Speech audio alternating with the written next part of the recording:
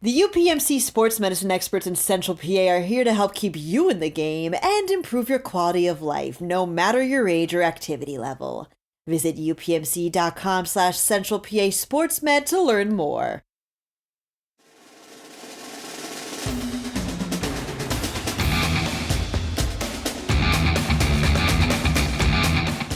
Welcome, everyone, to another exciting edition of the Pennsylvania High School Football Report. I'm Brian Linder. I'm here with Dan Sostek. Dan, let him hear your voice. Hi. All right. Eric Epler. He's also here. Hear your voice up. Welcome to the show, fellas. You guys know what they sound like now. If you listen to the podcast, you would know anyway. If you're new, we all got faces probably made for the radio and the podcast game. Speak for yourself, Linder. we were born for this.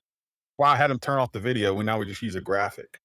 So I don't know. Dan goes to the gym. He works out. He's staying in shape. So I used to pick at Nebby about his gym exploits. So now we got. You can make fun of me all you want. I'm not Nebby. I'm a terrible athlete, a terrible lifter. I do it to tell my friends that I'm at the gym to impress them. Listen, you told me you were 9-13 your senior year in wrestling. Oh no, I said I was 9-33 in middle school, and 8 of those wins were against the same kid or something. So, but let's go 9-13. Let's. All right, no one's going to check the record. On the gym trip, do you hit the pre-workout? Oh no, I can't. I can't do that stuff. Man, look, I get these hits. I'm going to come pre-workouts on me. I'll come over to Planet Fitness or wherever you work out at. I'm not telling because I've seen some high school athletes who cover at the gym, and I have to dip my hat down a little bit. We're gonna double up on the pre-workout. That's how you got it. Whatever they recommend you take, you do double. Actually, I'm fairly certain someone at my gym had a cardiac arrest. If you don't do that, you don't do it. Okay, because it's going to put you in UPMC, which is our sponsor. You don't want to go. Yeah, I am pretty sure that my specific gym had someone undergo cardiac arrest because they had too much pre-workout. So. Listen, I'll tell you what, man. Some of the stuff, especially, I think they've tapered it down a little bit there, but for a time there, I'd say in about the 2004, 2005, you had pre-workouts out there that were wild, man. You had one that was recalled because it had weed killer in it. Yeah, I'm good just drinking coffee, and I drink some of those Celsius energy drinks. Those are pretty good. Black coffee is if you wanted to go with like the healthiest, if you wanted to quote unquote pre-workout, that's probably the healthiest thing. Coffee. But I know you like, Snickers coffee or whatever. You're misrepresenting. I drink my coffee black. It is just infused. It's the beans that are infused. I don't put anything in my coffee. Drinking black coffee right now. Great black coffee. All you need. You don't even really need that.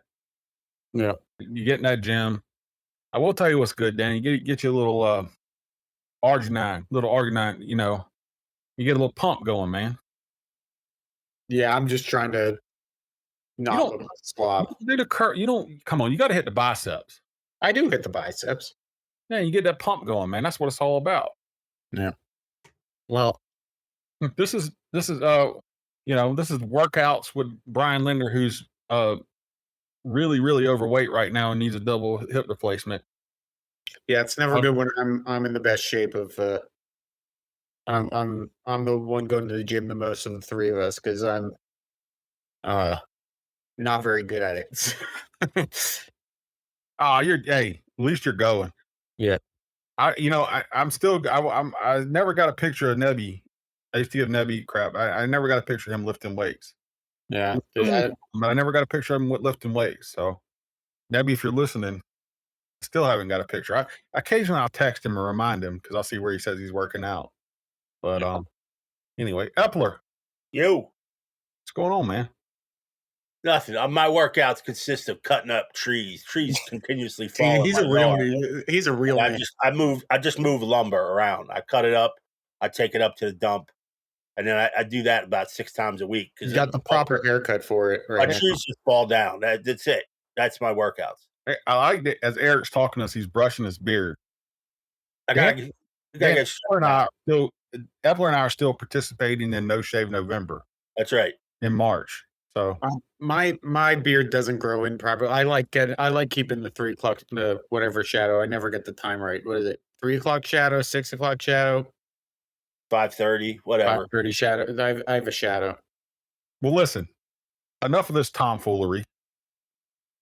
We're supposed to be talking football. And this week we got a pretty good guest. We got Cumberland Valley coach Josh Oswalt coming on here. I'm going to talk to him. Guys, he's waiting on us. Let's dive in. The UPMC sports medicine experts in Central PA are here to help keep you in the game and improve your quality of life, no matter your age or activity level. Visit upmc.com/Central PA SportsMed to learn more. And guys, we have our guest this week, Cumberland Valley head football coach Josh Oswalt. Hey guys, thanks for having me. Glad to be here. Got a lot of stuff going on. Before we kind of get to some of the stuff you've been doing with the All-Star games, I wanted to talk a little bit about what you guys coming back for Cumberland Valley next year. I know you guys have been kind of steadily building up there since you came over from Central York, came back home, I guess. I don't know if my guy Ross Tucker called you, but he was texting me a couple weeks ago about Nolan Mazalka. I probably messed his name up, but I mess everybody's name up. You got it. That's right on. And there you go. And I know you got a couple other guys. Tyler Merill, obviously, just got Alabama offers, got some big-time offers. How you guys looking heading into next year? I mean, still to be determined. I mean, we got a lot of stuff to do. Got some big names to replace. But the offseason's been pretty good, and leadership is stepping up. That's a big piece with winter time is, who's going to kind of emerge as a leader and take charge of the squad. And we've seen some guys kind of take charge, and I like what I'm seeing throughout the winter and as we head into spring. Yeah, Coach Brian kind of mentioned Nolan, but just as a football coach, he's coming off obviously a pretty awesome basketball season where he took a big step there. Just as a football coach, how excited do you get kind of watching that from afar? I mean, I know some coaches are pretty big on the, hey, I don't want you to specialize. I want to see you guys do other sports and things like that. I've said he doesn't really play like a pass rusher on the basketball court. He's a pretty multidimensional football player. How cool is that to see him lead CV to a district title? Yeah, I mean, it was awesome. I was glad that he was able to be a part of it. Cam Wolf is on that team. Adam Somerville, who we lose, who's graduating, he was on the team. And Sam Parsons, who's a younger guy that's coming up through. So I love watching those guys in the offseason and have a great relationship with Coach Vesmiani. Was very proud for him. He's done a great job with that program. And I think it's allowing Nolan to show his attributes away from the football field. And I think that's going to help him, gain some credibility in the recruiting process. He still doesn't have an offer yet, right? Correct. I know Ross was pretty surprised about that. I mean, what's his height, weight right now? What do you see as the upside for this kid? And what are people missing out on, you think, right now with Nolan? No, I just think he's 6'3", he's 230. I mean, you see how he moves on the basketball court. Very fluid. He's smooth with his movements. He's a big man that can dribble up the court. He can play down low, bang down low. He's got soft hands that translates to the field. His explosiveness at defensive end, his ability to run routes on offense, and still make plays on the ball. But also he's a heck of a blocker, and he allows us to run the ball as much as we did last year too. So, I mean, next level, you think is a tight end, defensive end? It's tough. I mean, it depends on who you talk with. I mean, we've had conversations with Temple, defensive coordinator, loves him. And then obviously Colgate, Villanova, and those. And I guess he's going down to Virginia Tech next week. And I'm not sure which side of the ball they're looking for him at. But, both sides of the ball still to be determined where he's going to end up best. Tyler Merrill's the big recruit for you guys. I know a couple years ago, Dan did, I think, the first story on him where you guys, I think then you said he might be a guy that Alabama comes through here for, and they did. Just wasn't Nick Saban. Where's he at now through 2 years with you guys, and what have you seen from him? What are colleges seeing from him besides the fact that he's huge? And And what's the upside on him still, you think? Well, the cool thing was Bill O'Brien actually was the first Alabama coach to come in for Tyler last spring, days before he was accepted as the offensive coordinator at in New England. So that was pretty cool. I don't often get starstruck, but Bill O'Brien was pretty cool to see him come through. But what they're seeing now is, he has always been a big body, but he's growing into that body, and just the maturation process, the leadership that he's bringing, his ability to continue to bend and play at lower leverage levels. And they like good character people too, and I think Tyler checks all the boxes there. He's a jovial big man that when you get him on the field, he wants to rip your face off. Yeah, and he was pretty raw coming in, right? I feel like a decent amount of linemen, they're kind of just the big bodies at first, but do you feel like it feels like he's also a pretty versatile piece, right? You can play him. I know Rivals, I think, lists him at guard as a guard on their website, but you guys play him I'm sure he played him all over the line. Is he kind of grown into that ability to kind of be that flexible piece as well? Yeah, I mean, he can pretty much go wherever we need him to.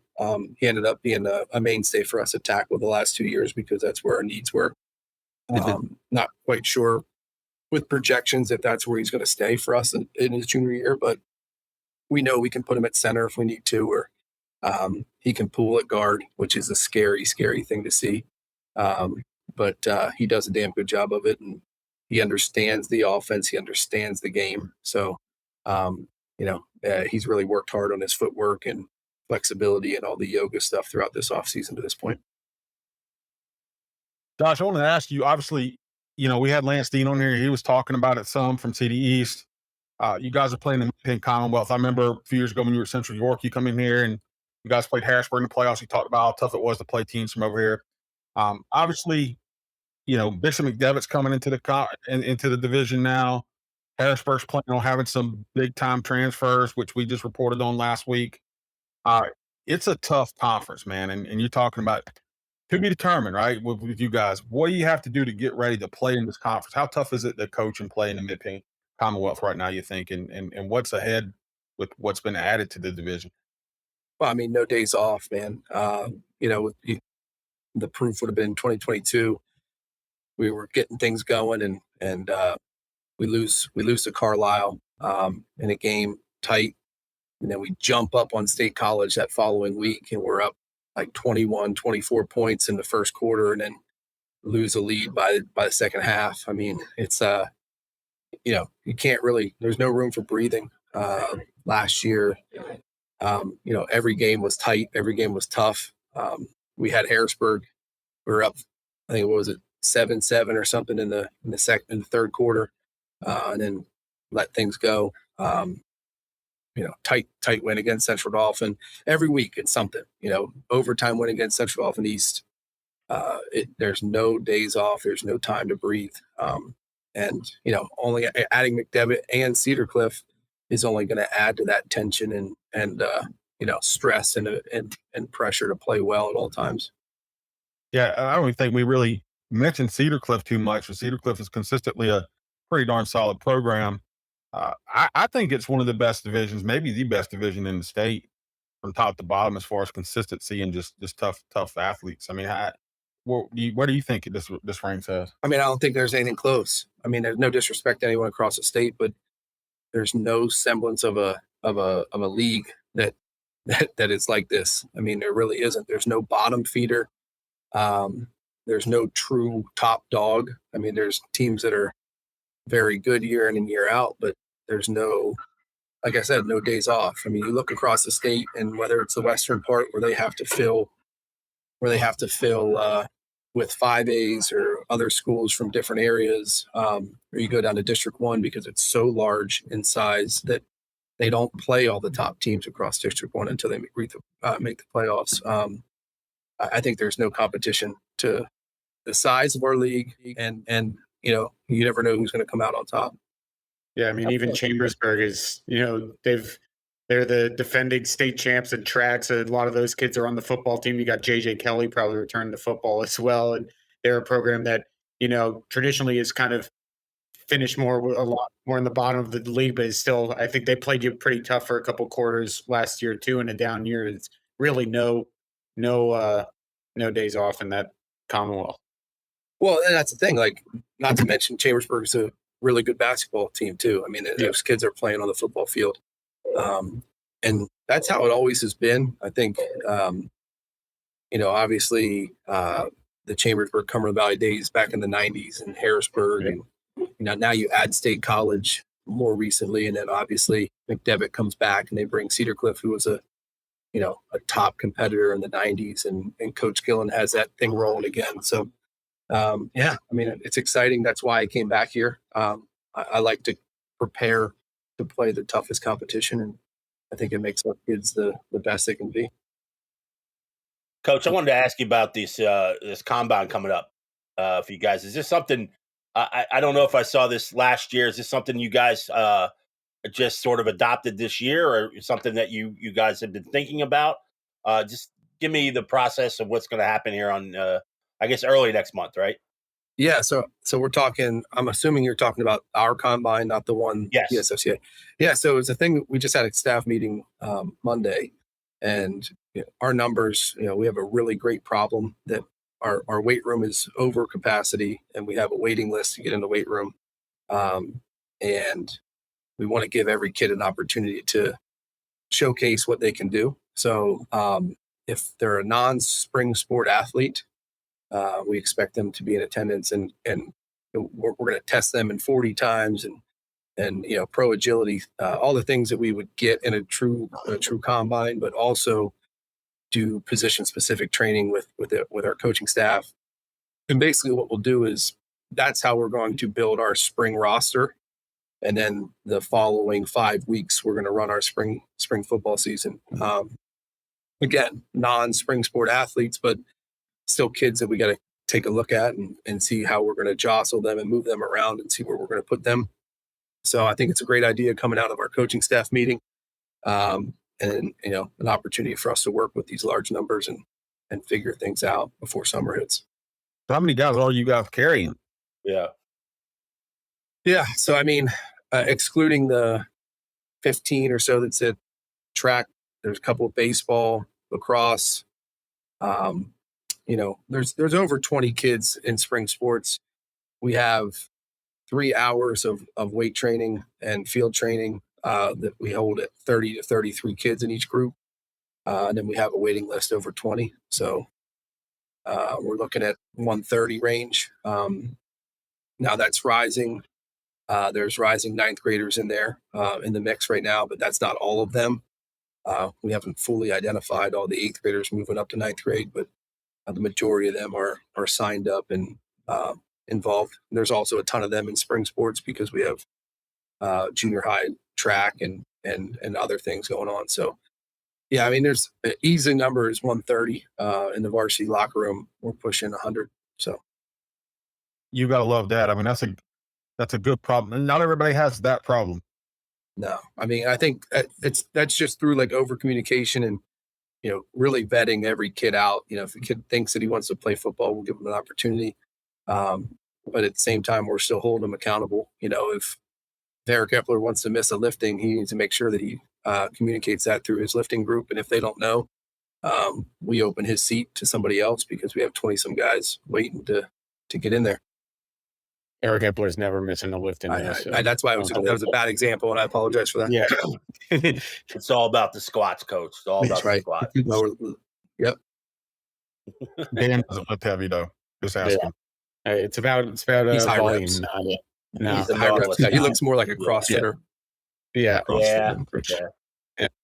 Mountain trails, stuff like that. Coach, we've had you in here about 15 minutes. I wanted to talk to you some too about the All-Star stuff. I know, first of all, I think you're involved a little bit more with the Big 33 committee and stuff like that. And tell us what all you guys got going on there and kind of what you've been working with them. Yeah, just a lot. Where the association's just continuing to grow, and my title is now the associate executive director with the PSFCA, and I work with Gary Cathell as our executive director, and we have Homer Delatre is the executive manager of the West coaches, and he's out of Hollidaysburg. And Mike Farr is the executive manager of the East Schools out of Schuylkill Haven. And, we have a ton of events coming up. Obviously, we have the Big 33 game on May 26th, but the Sunday before that, we have the East-West All-Star Games. We have a small school game for all single to AAA schools. May 19th, that's a noon kickoff. And then we have the big school game at 5 p.m. That kicks off. That's the Quad A to 6A schools. I'm the head coach of the West for the big school. John Donnelly is the head coach of the East from Central Bucks East. Small school game is Coach Pat Mason. For some reason, his school is slipping my mind. I'm not sure. But the head coach of the small school West, it's Roger Beidel out of Ligonier Valley. We have two unbelievable rosters on both sides for both games. Kids from mid-state, but also from Case in the entire state. So practices for that will be kicking off in the next month. The East-West practice end of April. Big 33 will report to Cumberland Valley May 4th for their first practice. And just a lot of events leading up to it. The May 19th game pretty much kicks off the week of Big 33. Lots of cheerleaders on campus practicing for their things. Buddies will report. Maryland will get up here on Thursday, and the Pennsylvania kids report on Wednesday. Match them up with their host families, do all those things, and different events with pep rallies and different clinics and stuff like that. So there's just a lot of different events that we're organizing, planning, and working across all the different committees within our association. Coach, I know a lot of people ask me about the selection process for PA, and I know it hasn't changed much. There have been little tweaks on how you guys operate, but it's completely different. I always tell people, too, it's completely different than what Maryland does. I mean, Maryland has the combines and then the invitation only to the second one, and then they base their team off that. Have you guys ever talked about maybe doing more than maybe tweaking how PA selects? Or has that been a process that's really, you guys feel really has worked for you well? I mean, it's not like the rosters have been bad at the Big 33 level. There's not a lot of wrong choices when you're talking about, 40 to 45 guys basically, breaking down for the team. But just in your opinion, has that been discussed on maybe how to tweak the selection process or not? Yeah, we honestly talk about this all the time, and it has evolved tremendously, even in the last couple of years that I've been a part of it. Gone are the days where you bring the VHS tapes, you sit in a room and you look at all the film, and that's what happened before my time. I think I really, truly believe in our process. I think our directors and our board of directors do a phenomenal job. We're all broken up into committees according to position groups. We view film, we evaluate through different criteria. We share all of our notes within our committees, and then we end up going up to Penn State and sitting in position group meetings for additional hours to rank everyone top to bottom from across the state. I think the big piece is our membership needs to continue to grow. And what a lot of people might not know is your coach and the program needs to be members of the association in order to be considered for selection. And that's common and across the country and how things are done. But that's the big thing. The other thing is, are the coaches nominating the kids? And, there's often times where we get ridiculed because the coach didn't nominate the kid. And, there's 560 some schools in the state of Pennsylvania that have football. And for us, 38 in the room to have a pulse on whether the kid got nominated or not, but before that meeting is impossible. So it's important for us to educate all the coaches and all the football programs across the state that this is how this happens. You become a member, and then that allows you to nominate and make sure you're nominated. And then again, I believe in the process that we do. I think Maryland, I was able to meet with their staff or their leadership 2 weeks ago, and how they do things. And I believe, again, my opinion, we do a much more thorough job than they do even. So, and I think that has shown in how the game has, the results of the game the last couple of years. And what's the Super Bowl streak? Isn't it a 58 straight Super Bowls with a big 33 alumni in the game or something like that? That still holds true. And we're actually rolling out, and if we haven't announced this yet, they can slap my hand, but we are now recognizing early enrollees, and we have a process that we're going to put into place to, if a kid always had a dream of being a part of the Big 33 game, but he's no longer able to do that because he's already enrolled in school, we want to start recognizing those kids on the roster, because again, we would have selected them, and we want to make sure that we honor them as well. So we have some different ideas that we're going to do with that starting this year. Josh, I'll ask you, how much does it cost to join the Coach Association? I know it's fairly affordable. I did the story. Yes. Yeah. So those are things that are constantly changing too. But I believe it's $75 for a single head coach to be a member of the association. And then there are some like discounted rates until it gets to this point. If you become a member leading up to before the clinic, I think it was $85 for a single coach. There was a $500 rate for an entire staff to become member of the association, which that got you a clinic, a ticket to the clinic, and you were able to attend a clinic at no cost once you got to the clinic. So there's some different things that roll out of that membership committee. I think that's one of my critiques of it, Josh. When I look at it, I think it's fairly affordable, but I think if you have a kid who's clear cut, one of the best in the state, and he wants to play in the game, and you can't pick him because the coach didn't pay $75, that's punishing a kid, in my opinion, because his coach didn't pay you guys money. You see what I'm saying? Yeah. I don't think that's really fair to the kids. I mean, have you guys talked about that some? Is there any way you guys can address that? Well, and I think we do. I think we handle it on the back end. I think it's just one of those things that, like, I'm not going to speak on it. It's never happened in my tenure, and I've been involved as on the board of directors since 2017. If a kid comes up in conversation, a coach will contact me and hey, why is this kid not on there? And I can answer it. And that's the answer. Usually we find ways to work things out. It's not it's the right thing to do, but it's obviously not the protocol thing to do. But we want to make things right. I mean, it's for the kids. Our association is built to honor and support our game with our kids and coaches. And we don't want to punish anyone, to use your words. Yeah. I've told Gary Cathell that too. It's just one of the things, like, I was like, yeah, it doesn't seem fair. And I would hope that, if you have a kid in that situation, that there's a way to account for it. And at the same time, I mean, coaches, I mean, it's $75. But hey, we got, it's free to turn in stats, and we got coaches in the state who we still can't get the PIAA to mandate people turn in stats. We could imagine if the PIAA had a statewide leaderboard for everybody, how amazing that would be. So I think there's some places we can go there. I know I put you on the spot a little bit there, Josh. Yeah, I mean, and honestly, to speak on that, if I could, since I have the opportunity, is, I think our coaches across the state aren't educated. We need to do a better job as an association to educate them. Once our coach becomes a member, they are now privileged to $1 million liability. So any clinic or camp that we want to coach, we have access to $1 million liability through our association. And obviously that's a huge perk, in my opinion. We all want to do different camps and things with youth, or even with our own kids. Like I said, that's a huge perk, but obviously the selection is another one.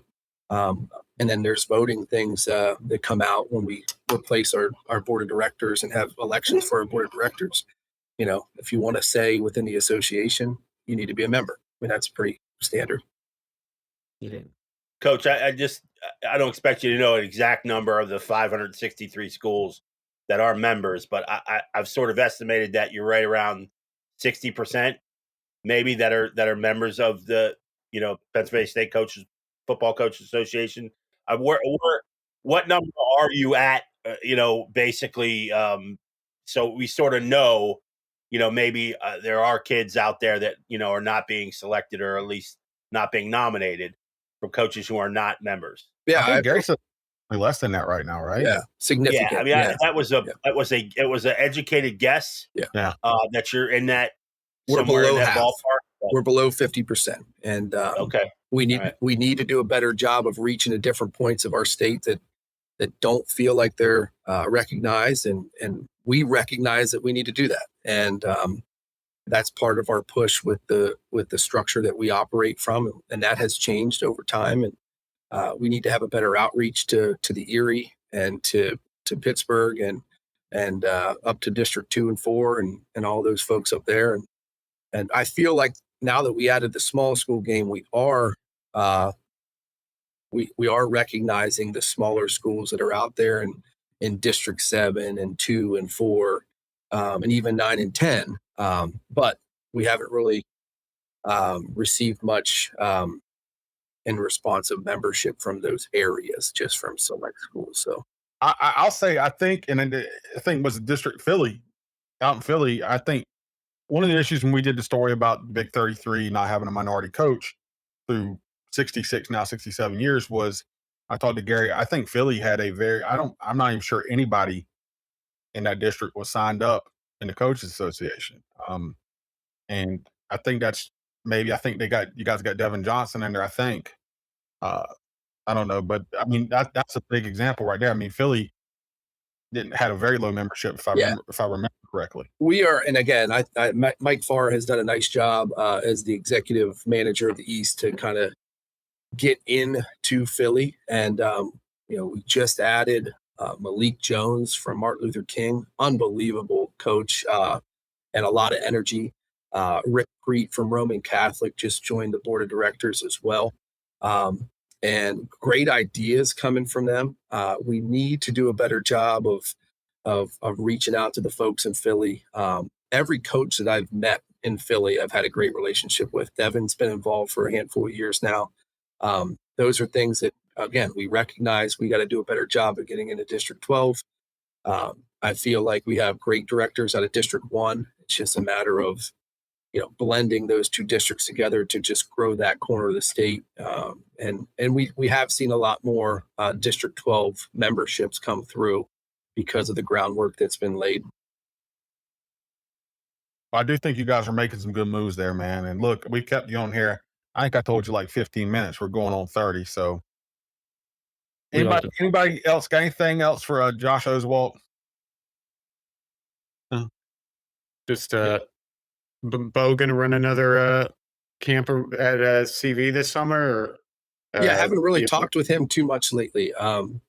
Cade's back, and he's no longer in. He's done. He retired, so he's back working, and he's establishing himself down here. I'm hoping to get him on the sidelines with me this fall and add him to my staff. I just saw Bo up at Penn State in January. He looks great.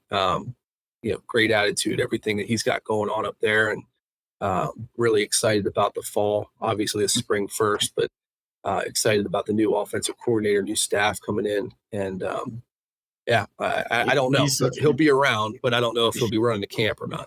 Yeah, he's such an interesting case because I feel like in this era of transfer portal stuff, a lot of people in his position, would have kind of just went for a layup starting quarterback job, and I don't think that's the way he's wired, really. I was going to say he's built different. He likes to see things through.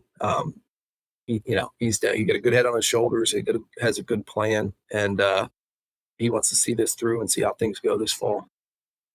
I won't put Josh in the headlines here. I'll just say it though. If he keeps on getting in there and making plays, eventually, when you get in there and make plays, they leave you in there to make plays. So you never know. Yeah. But hey, we broke some news there. Cade Perbula might be coming on the sidelines with you guys. We're hoping. Let's put a little pressure on that. He thinks that he's a grown up now, that he's too busy for things, but we'll see how things transpire. Wasn't he doing an NIL deal too? Wasn't he has some kind of business around that? Yeah, so he's working through the Inch & Co team with the NIL stuff, and that's where he's again establishing his business or his employment. So really good quarterback from Central York, and I had a really good career. Went and played in college, a couple schools. So, well, Josh, look, we kept on here long enough, man. It's good to catch up with you. Appreciate everything. Looking forward to seeing your guys out there in the field, and excited to see what you got. You got 130, man. That's a big number. So I'm excited to see what you guys bring out there. Yeah. Well, hopefully it's a good product. Well, we appreciate you, man. All Thanks, right, Coach. thanks, guys. Thanks, Coach. All right, everybody else, Coach Josh Oswalt from Cumberland Valley. And guys, what did we learn? What are we thinking? I mean, I don't think we're ever surprised that CV has those numbers. You can also hear Josh Oswalt's he's a very football coach, right? He won't commit to the team. He won't commit to, saying we're going to be really good or anything. He's got an Alabama committed tackle, guy that's another defensive end that's Ross Tucker's hyping up. And he's saying, we'll see what happens. And I mean, you kind of get it, right? Talking about the division they're going to be playing in this year, you really don't want to guarantee anything. But they're a team that I feel like as long as the last few years, we've been really intrigued by their kind of progress, right? Feels like they've had that last year, one of the big questions that they kind of wrestled with all year was replacing Isaac Sines, who did so much for him 2 years ago. But this year, they'll have some more guys to replace. Alex Save is going to be a big hole to replace, as is Caden Pines, and as well as Bryce Starretts at running back. So they have some big holes to replace. But, man, sure helps having Big Oak on the offensive line, Noam Bazolka on the defensive line. I think Grant Shepley is back at quarterback, if I'm not mistaken. We didn't really talk to him too much, but I believe he's a senior, so they might have some continuity there. But, man, we're going to get Cumberland Valley, Bishop McDevitt, Cumberland Valley, Harrisburg, Cumberland Valley State College. We forgot about Cumberland Valley, Cedar Cliff, which I'm excited. I think that's going to be a fun game, too. I've always said I think that Cedar Cliff program is run about as well as any in the MidPenn. We're in for a fun season. I think it just kind of got the juices flowing a little about that Commonwealth division. Yeah, I agree. Yeah, you look at the losses to a Cumberland Valley. You got, really pulse guys like, Save, up there, middle linebacker, Caden Pines, of course. They're both going to continue their career at Shippensburg. I think it'll be interesting too. Caden Shonley's a kid who sort of emerged. Cumberland Valley, Brian, you mentioned the amount of kids, coach said 130 plus.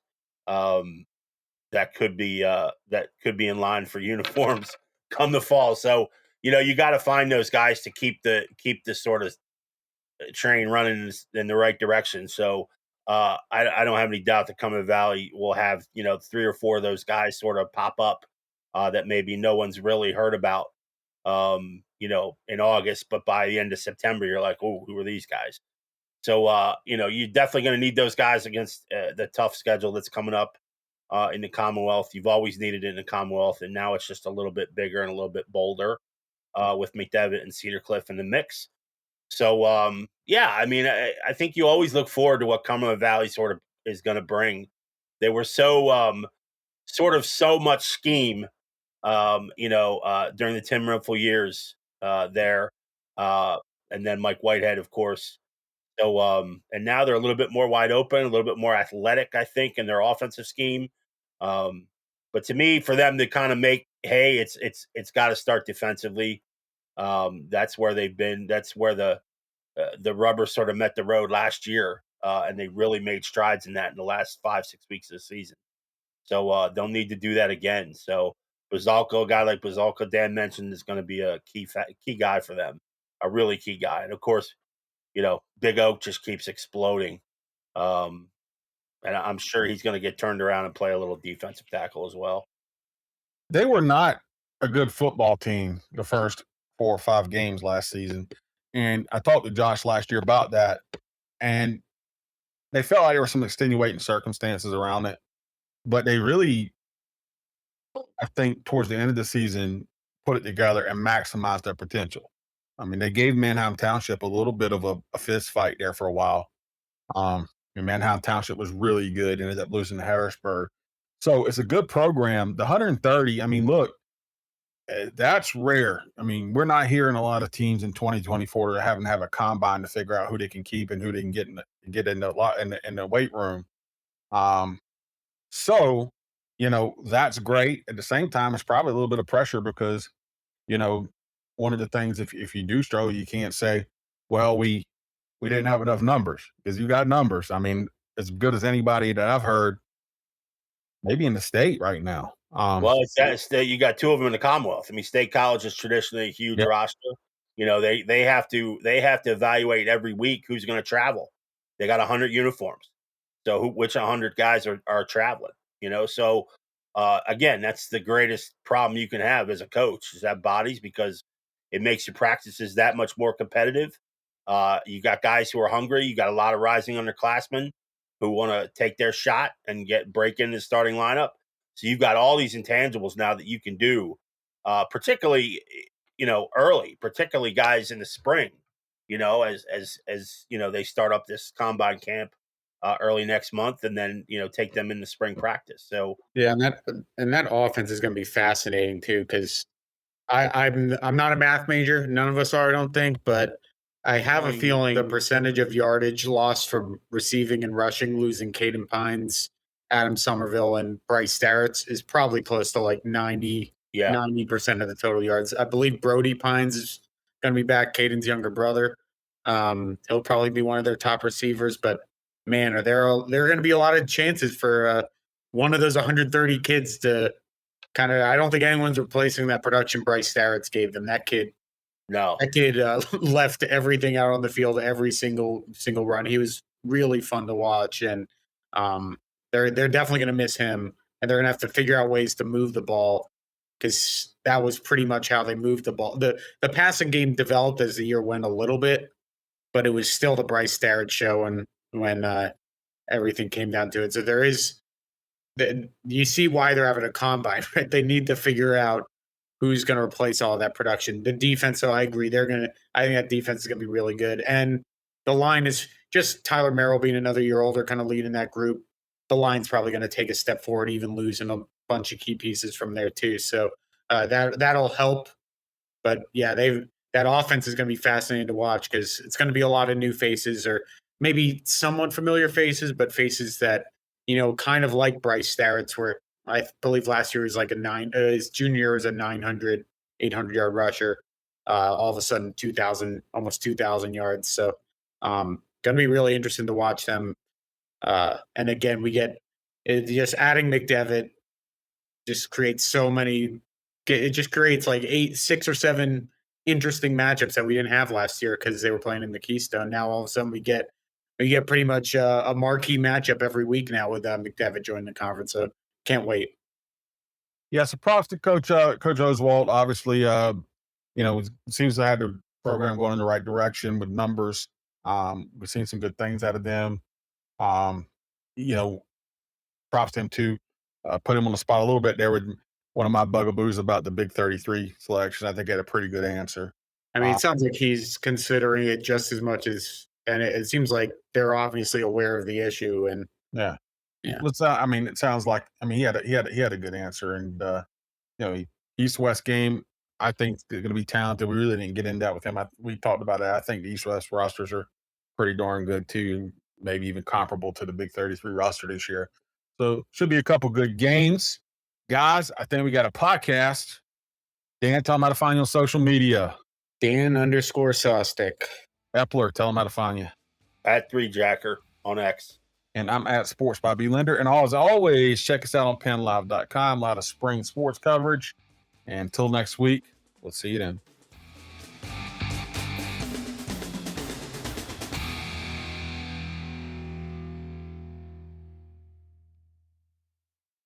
The UPMC sports medicine experts in Central PA are here to help keep you in the game and improve your quality of life, no matter your age or activity level.